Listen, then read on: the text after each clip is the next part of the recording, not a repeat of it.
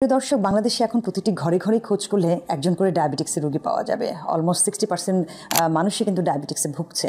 অনেকে এসে বলেন যে ড্রাগ ছাড়া অনেকে বিভিন্ন ধরনের সোশ্যাল মিডিয়াতে বিভিন্ন কিছু দেখে মেথি পানি, সাজনে পাতা, বিভিন্ন ধরনের মশলা সেদ্ধ করে পানি খাওয়া, বিভিন্ন উপায়ে ন্যাচারালি কিন্তু ডায়াবেটিক্স কন্ট্রোল করার চেষ্টা করছেন এবং আমাদেরকে প্রতিনিয়ত জিজ্ঞেস করেন যে আপা এই পাতাটা খেলে কি ডায়াবেটিক্স কমে যাবে কিনা, বা আমি সাজনা পাতা খেতে চাই ডায়াবেটিক্স কন্ট্রোলের জন্য, জামের বিচে খেতে চাই ডায়াবেটিক্স কন্ট্রোলের জন্য।